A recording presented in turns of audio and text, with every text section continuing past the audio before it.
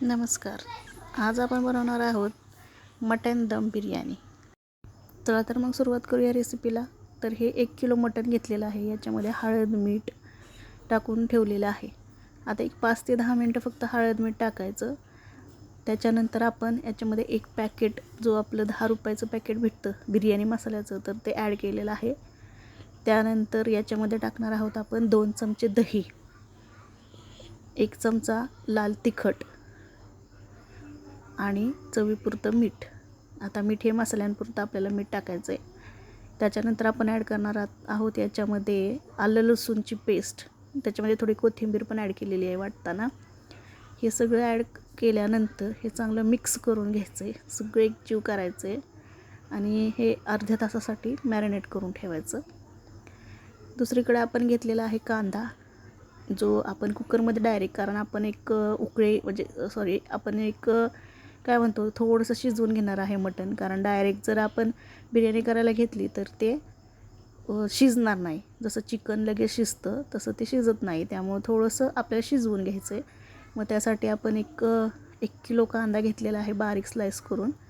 तो आपल्याला आता कांदा तेलामध्ये चांगला परतून घ्यायचा. एकदम कडक क्रिस्पी होईपर्यंत ते आपल्याला परतायचं आहे. फुल गॅस करायचा. थोडंसं मीठ टाकायचं. त्याच्याने तो लगेच तळला जातो, लवकर तळला जातो. त्यानंतर तुम्ही बघू शकता कांदा आता थोडासा परतायला लागलेला आहे. आता आपल्याला फुल गॅस, हा गॅस पूर्ण फुल ठेवायचा आहे. हे बघा, फुल गॅसवरती थोड्या वेळातच कांदा एकदम असा ब्राऊन व्हायला लागलेला आहे. थोडासा क्रिस्पी होईपर्यंत आपल्याला परतायचा आहे. आता गॅस हा फुल ठेवायचा आहे आणि कंटिन्यू हे परतत राहायचं आहे, नाहीतर हा करपला जातो. आणि जर कांदा करपला तर बिर्याणीची टेस्ट पूर्ण बिघडते. त्यामुळं कांदा हा व्यवस्थित परतायचा आहे, व्यवस्थित शिजू द्यायचा आहे, तळू द्यायचा आहे. आता इथं कंटिन्युअसली तुम्हाला ते हलवावं लागणार आहे, असा कांदा ब्राऊन होईपर्यंत. हे बघा, ब्राऊन झालेला आहे. थोडासा कांदा तळलेला आपण काढून ठेवू. याच्यामध्ये आता टोमॅटो ॲड केलेला आहे. ते पुन्हा सगळं व्यवस्थित टोमॅटो आणि हे सगळं ॲड झालं की त्यामध्ये आपण जे मॅरिनेट केलेलं मटण आहे ते ॲड करूया. हे ॲड केल्यानंतर हे बघा, व्यवस्थित असं मिक्स करून घ्यायचं आहे. सगळं व्यवस्थित हलवून घ्यायचं आहे.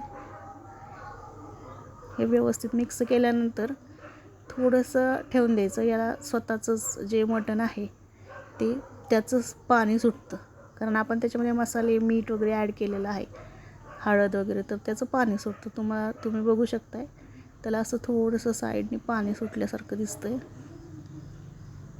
हे बघा, असं मटणाला असं थोडंसं असं पाणी सुटलेलं आहे. तर खरं तर ह्या पाण्यातच शिजवायचं आहे ते, कारण यात ते शिजतं, एका शिट्टीमध्ये शिजतं. हे बघा, तरी थोडंसं मी एक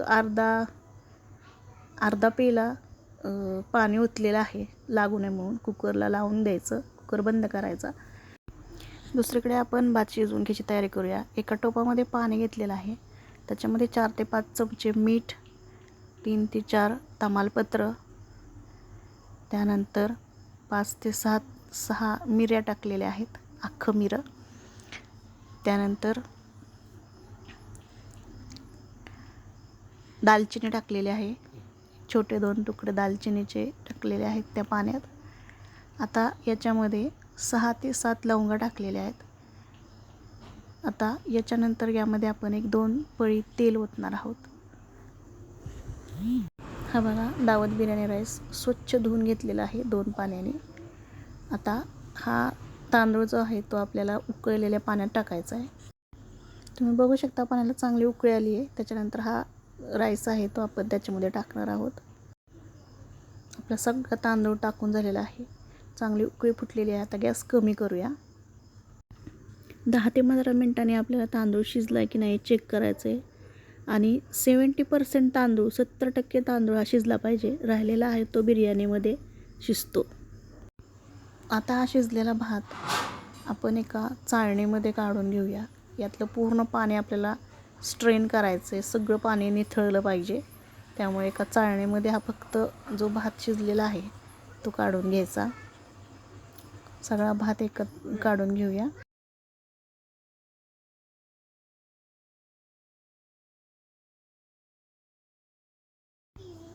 आता हा कुकर उघडून बघितलेला आहे मटण शिजलं आहे का, तर बऱ्यापैकी शिजलेलं आहे. पूर्ण शिजवून घ्यायचं नाही, तर थोडंसं कच्चं ठेवायचं आहे आपल्याला, कारण ते पुन्हा भातामध्ये शिजतं.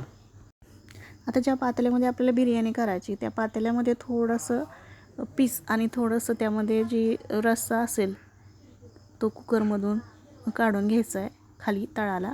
त्याच्यानंतर वरती भाताचा लेयर द्यायचा आहे आपल्याला, जो पण आपण तांदूळ शिजवून घेतलेला आहे. तर ते शिजवलेले जो तांदूळ आहे अर्धवट शिजलेला त्याचा एक लेयर द्यायचा. व्यवस्थित असं स्प्रेड करायचा आहे हा भात त्या लेयरवरती. व्यवस्थित स्प्रेड केल्यानंतर दुसरा एक लेयर द्यायचा आहे, त्याच्यामध्ये पण थोडेसे पीसेस आणि जी पण ग्रेव्ही आहे तर ती ॲड करून ही पण व्यवस्थित स्प्रेड करायची.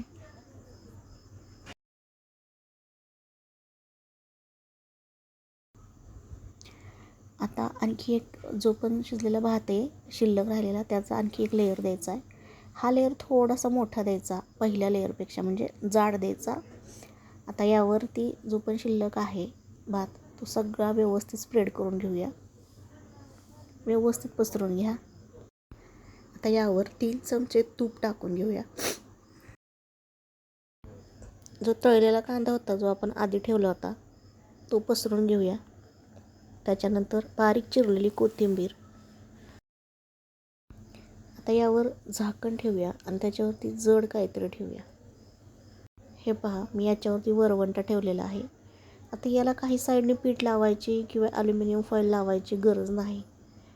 जड असं वस्तू ठेवली आणि झाकण हे थोडंसं पॅकच आहे पातेल्यासोबत, आणि त्याच्यावरती जड अशी वस्तू ठेवली तर अजिबात वाफ जात नाही आणि व्यवस्थित बिर्याणी बनते. आता हे 5 मिनटं फुल गॅसवर ठेवायचं आणि त्याच्यानंतर 10 मिनटं कमी गॅसवर ठेवायचं आहे, आणि त्याच्यानंतर आपण बघूया कशी होती आहे बिर्याणी. गॅस बंद करून एक 10 ते 15 मिनटाने झाकण उघडून बघितलं आहे, तर हे बघा इतकी सुंदर अशी मस्त बिर्याणी झालेली आहे. घरभर खमंग वास सुटलेला आहे. वाट कसली बघताय, तुम्ही पण करून बघा मटन दम बिर्याणी विथ लेयर्स, आणि मला कमेंट करून नक्की सांगा तुमची बिर्याणी कशी झाली. व्हिडिओ आवडला असेल तर लाईक करा, शेअर करा आणि हो, सबस्क्राईब करायला विसरू नका. थँक्यू.